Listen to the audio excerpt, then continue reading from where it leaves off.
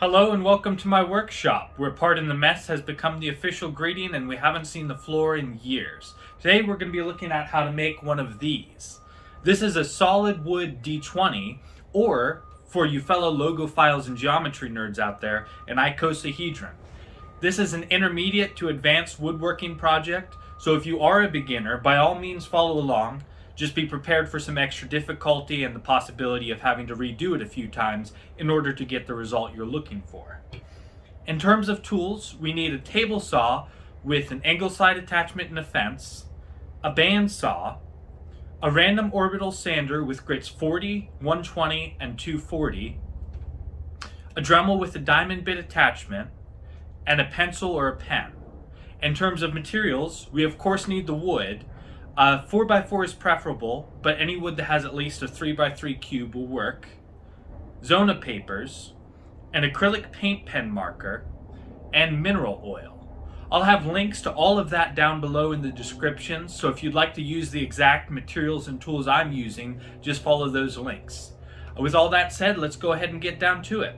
Okay, so we've got our table saw here and our angle slide attachment set to 90 degrees just so we can make sure the wood is nice and square. We'll just go ahead and slide that in.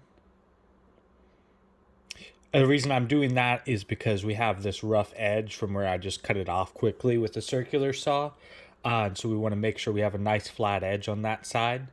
Obviously, this piece is a little long. I don't like to waste wood. So I've got this clamp here so that we can get it down on the end and clamp it to the angle slide attachment so that we can cut off just a little sliver so we have a nice square edge. Go ahead and put that on.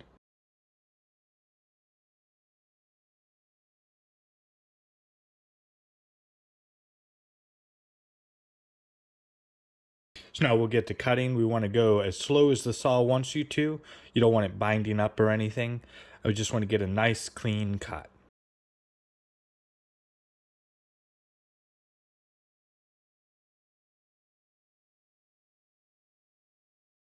So obviously my table saw is not tall enough to cut the entire thing at once. So I'm going to flip it over here so we can cut the other side. We want to get it just perfectly lined up so that we can get that flat side we're looking for.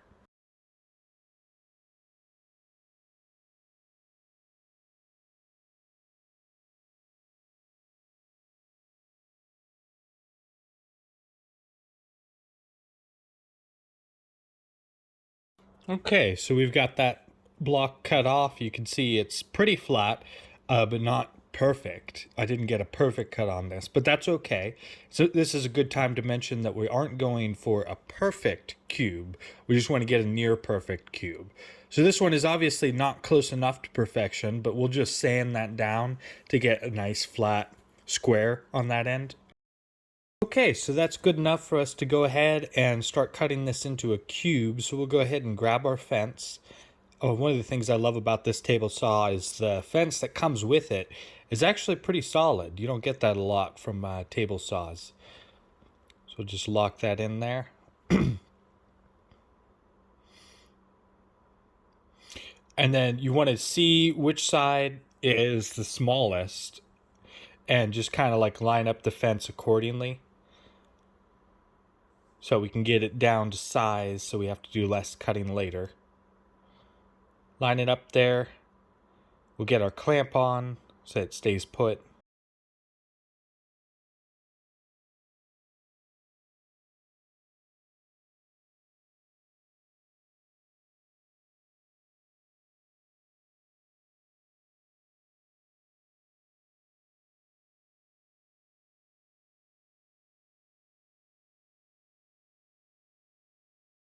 Okay, and now we're ready to go ahead and cut that. So we're going to do the same thing. We're going to run a pass on this side, flip it around, get it perfectly lined up, and run a pass on the other side to get that cube out.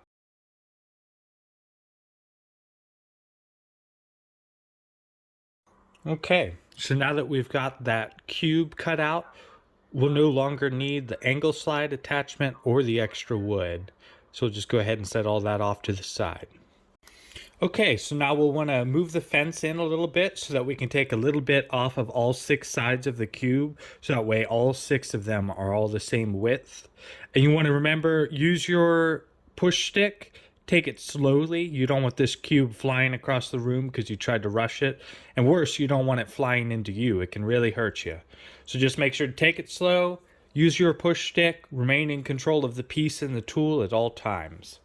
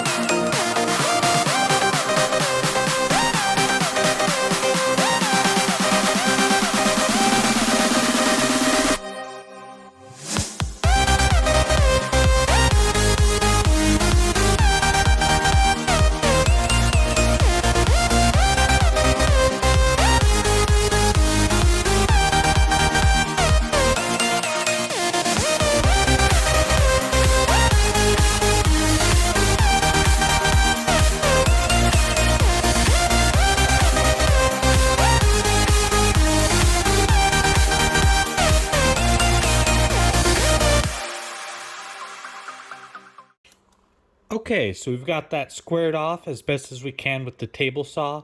You can see the edges look pretty rough. I guess my table saw is just not in alignment, but that's fine. We can fix that up when we're sanding. So we want to just do a quick test, make sure they all fit in between the fence and the table saw about the same way. Make sure it's a near perfect cube. And then once we're done with that, we'll go ahead and get to sanding the edges to make it into a better cube. So we got our block of wood here and our random orbital sander with the 40 grit on it. So we're going to go ahead and sand it. I'll fast forward through all that. Just be prepared. We're going to be doing a lot of time sanding on this project. It's going to be the majority of what we're doing for this die.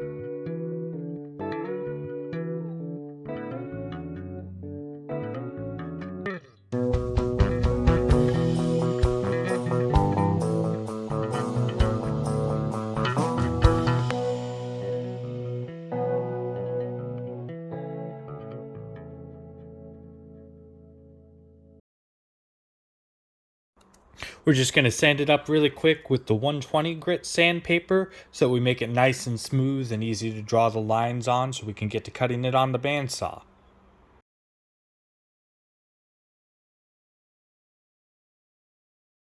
Two hours later.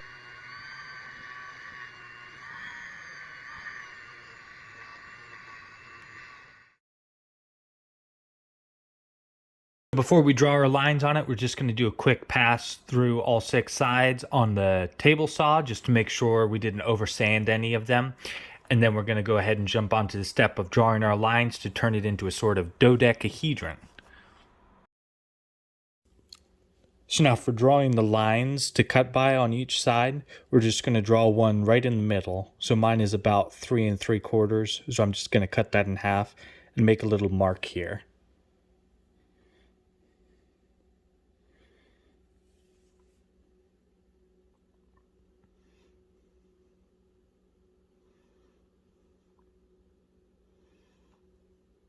And then flip it over, do the exact same measurement. Now, if you live in the 21st century and you have a ruler, you can use that. I like to just use a flat piece of wood and just connect those 2 marks to make a straight line.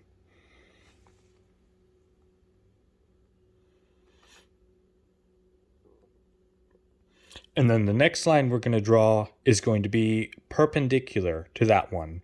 You want every line on each of these faces to be perpendicular to the ones it is adjacent to. Same measurement, just cut it in half, make those 2 marks, and draw a line.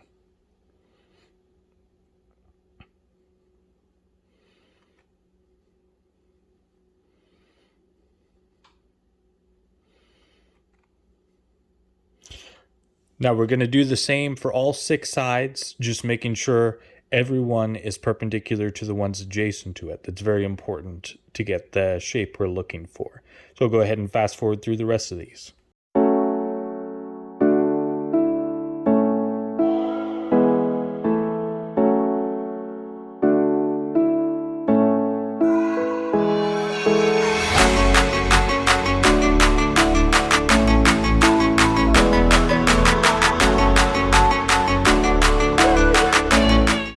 So this is what it should look like when you're done. The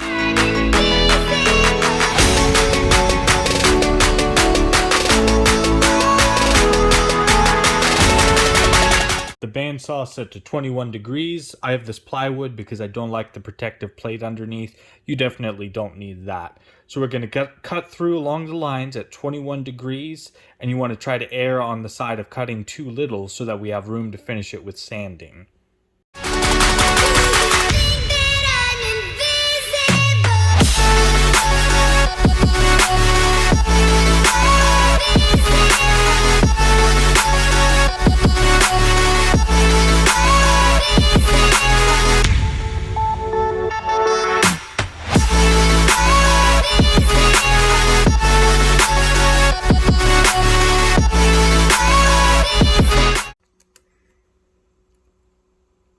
I just finished the first cut, and you can see how I erred just a little bit away from that line so that we have room to finish it down with sanding. I'm going to cut through the other sides, and we'll fast forward through all that.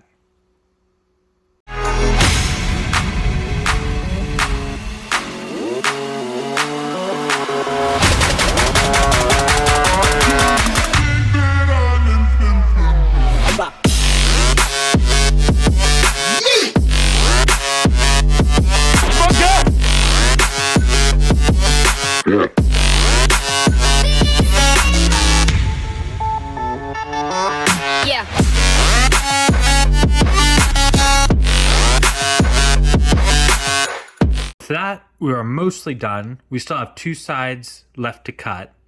You'll notice these sides are harder because you don't have a flat surface to set it on. It'll want to wobble back and forth either way.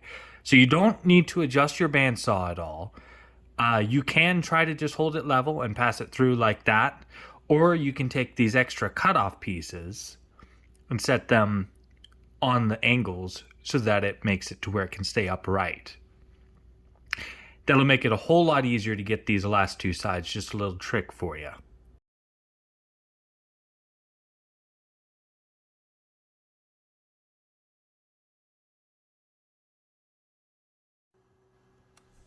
Now that we've cut all that, we can see it's starting to take on a cool form, and this is what we call a dodecahedron. You can see I did stay away from the lines a little bit so that we have room to sand and make it look pretty.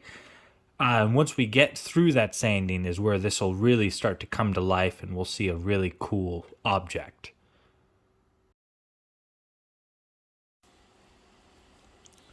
Hooray! More sanding. To be honest with y'all, usually when I'm sanding, I bring along my noise-canceling headphones and watch anime, because I know I'm going to be at it for at least an hour. Through sanding time alone, I have been able to catch back up on one piece.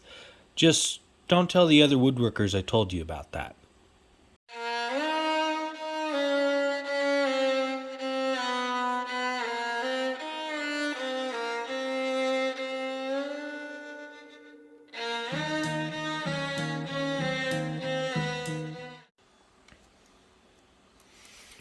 Finished sanding up to 120 grit. I did lose some of the footage, but I'm sure you guys can fill in the blanks on that. But you can see this is starting to look really nice already, and it's not even an icosahedron yet. So what we're going to do here is we're going to draw equilateral triangles on each of the faces by connecting 3 of the 5 vertices for each pentagon, like so.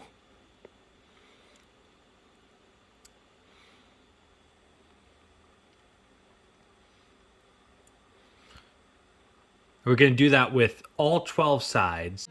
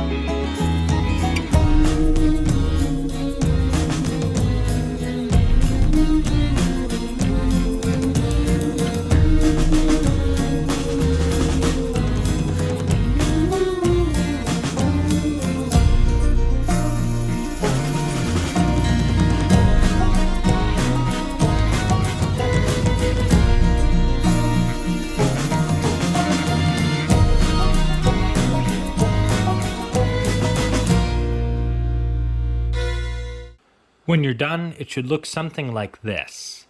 Now what we're actually going to be cutting off is these pyramid type things right here. And that'll give us the final icosahedron shape, which will then be sanding and all that. So we're back at the bandsaw. It's still set to 21 degrees. We'll have it set to 21 degrees for the entirety of this project. And we're going to be cutting off these pyramids. Now you want to make sure you get the lines of the pyramids in line with the blade. There are ways you can have it situated, which will make it a little bit askew, which will really mess up the project. So take your time with each of these cuts and make absolutely certain that you're cutting it at the right angle. And if not, just try rotating to a different side until it makes sense.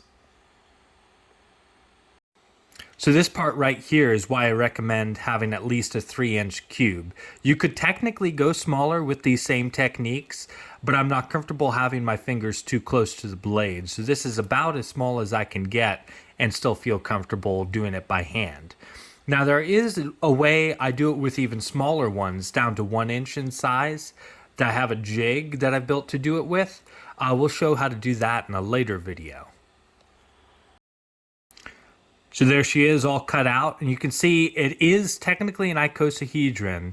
It just doesn't look perfect because we left that little bit of extra wood for us to sand off. So whenever we get to sanding this, it'll finally take on that form that we've been looking for. But already you can see it's looking pretty good. Now these cutoff pieces, I actually like to save because they make cool pieces of jewelry. I like to stack the 2 pyramids onto each other to make a sort of double pyramid, which looks really cool when it's sanded and polished and finished. But you can throw them away if you want.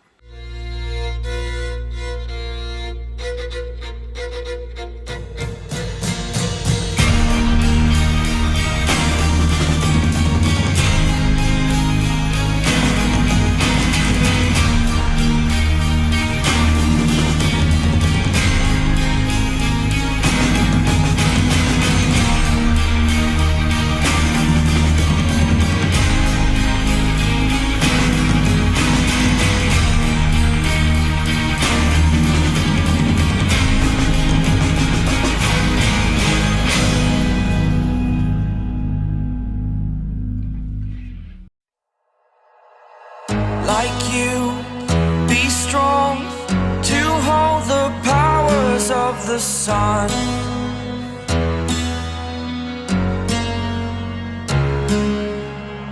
To dream, believe in strength. Now I'm the only one, only one.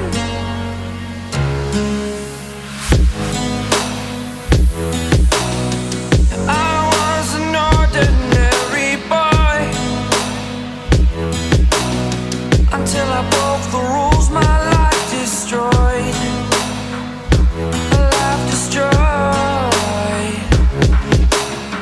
Until I walk awake, scream my mind, I shout, the ground shakes. How much can I take? My mind will break. Will it break? Can I take? Can I be your superhero?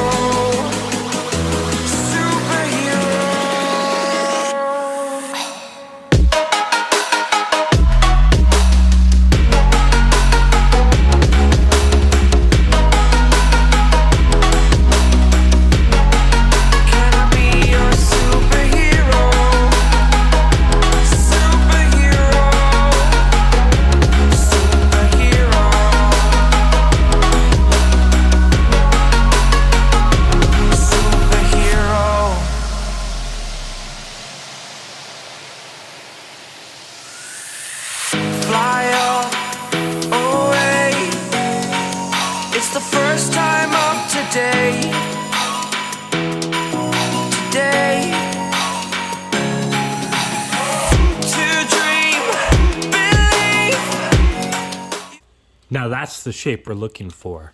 This one here is sanded all the way up to 240 grit, and you can see it is looking incredible. We've got a little bit of the mirror effect going on because of the angles of the wood cut. This is already starting to look like a very nice woodworking project. Now we're ready to get the numbers in, starting in pencil as a guide for when we're ready to engrave it. I like to mark the high and low points of the numbers so that they're all relatively the same size. As far as the orientation of the numbers, I like to just use a reference for simplicity. This is of course another die I made, but you can use any randomized D20 you have lying around, or just reference my pattern in the video. I like to pick a favorite side to make my 20 and build off the other numbers from there. Now you can use a ruler to measure out the height for numbers, but if you're like me and are a strong independent carpenter who don't need no ruler, we're just going to unga-bunga it with this piece of scrap wood that I can always find within arm's reach. We'll mark the highs and the lows, and then draw in the numbers. Even though this step doesn't have the finality of the engraving, it's very important to take your time to make them look right, as having a solid guide will make the engraving step much easier.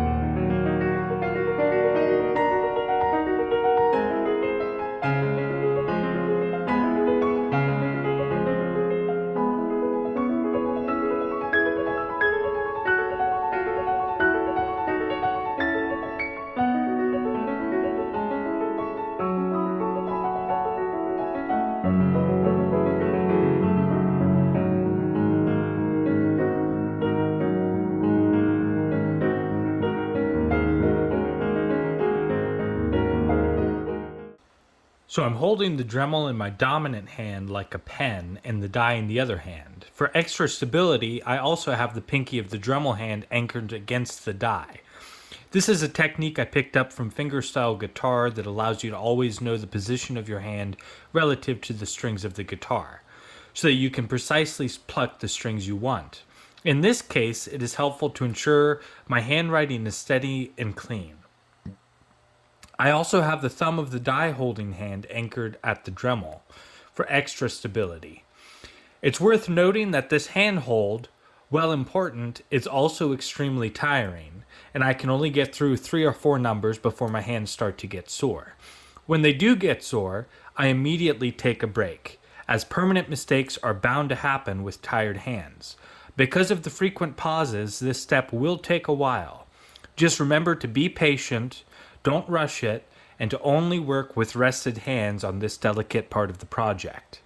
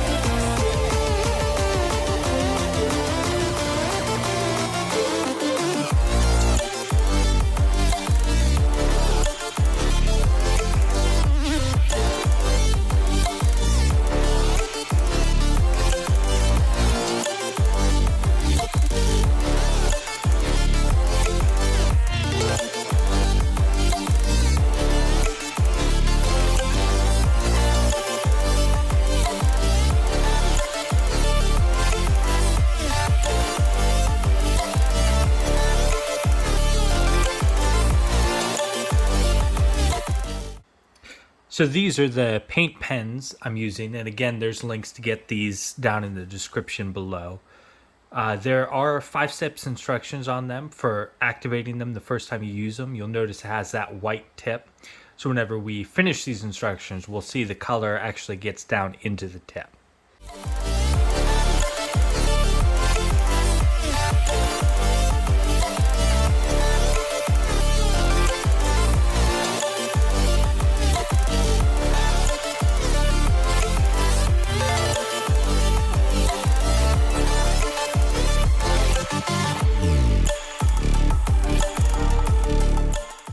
You see already some of the color is coming down into the tip.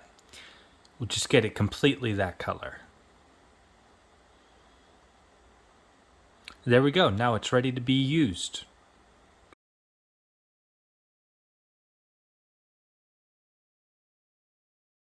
Very gently try to fill it in.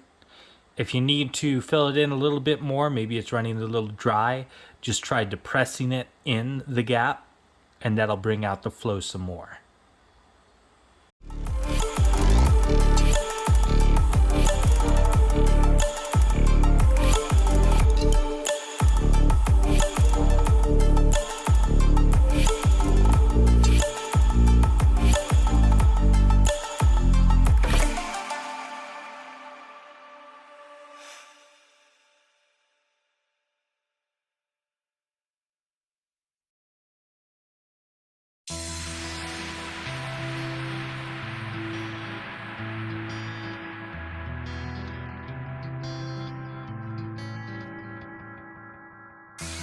Inside the book that I wrote are all the words that we spoke, yet only with our eyes. Now is the time to choose. Somebody wins and some lose. I can see through your disguise. Lay it down, hope for something better. Looking at the clouds, the sliver in the weather. You can't keep this up. The lines are just too much. Kick back, start another fire. Looking at the clouds, making shapes that you admire. And you can't stop it now, 'cause you don't know how.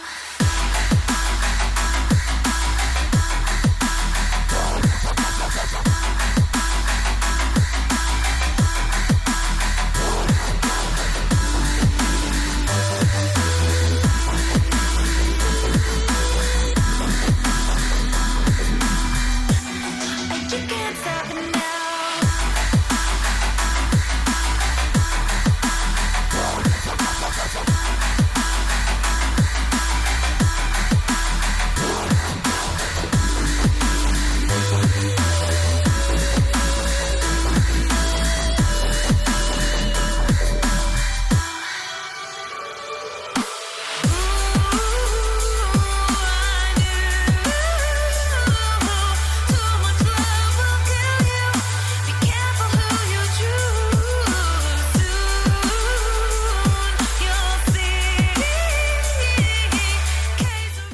Now you'll notice I'm making sure not to touch any of it. It technically dries in like 3 minutes, but I like to be on the safe side and not touch it for at least a few hours. So I'm only going to do half of them today. I'm going to let it rest overnight and then come back and do the other half. Whatever will be, will be.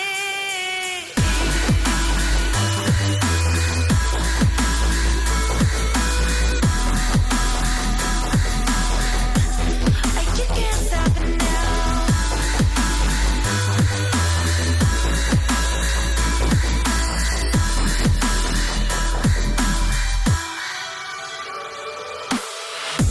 Inside the book that I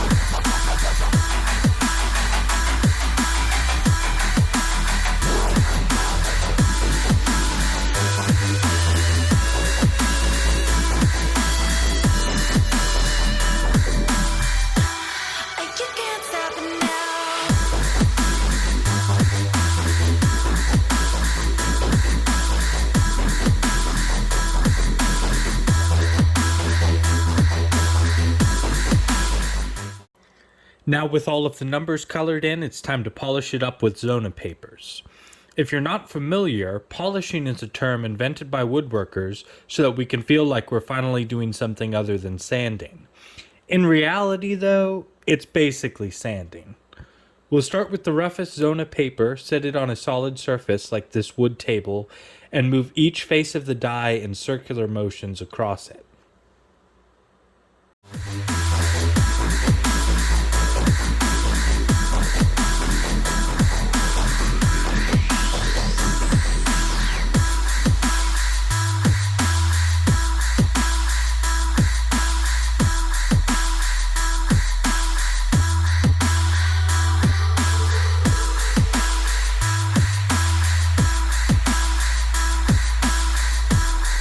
You can't stop it now, 'cause you don't know how.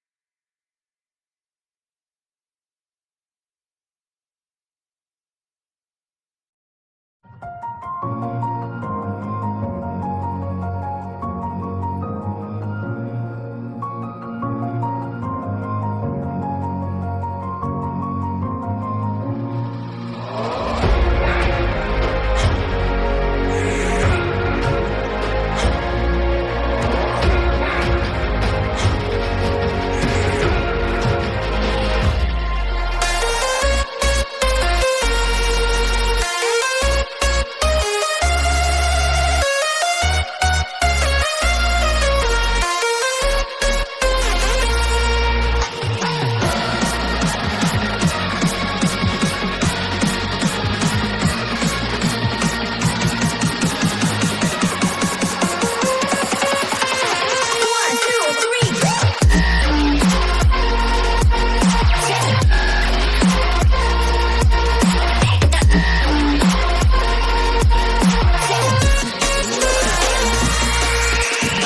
Excellent.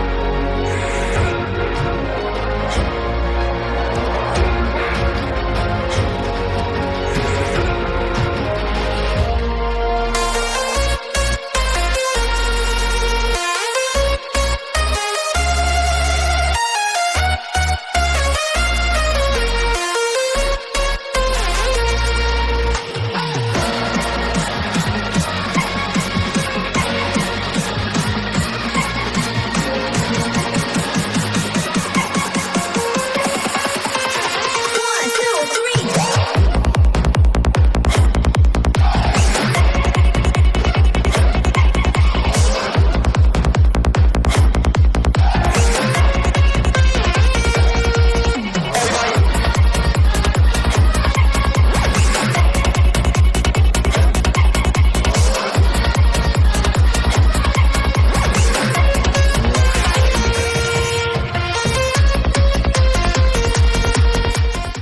Now we're in the home stretch and this die is looking beautiful. Even without the mineral oil, the surface of the wood is so smooth it's reflective.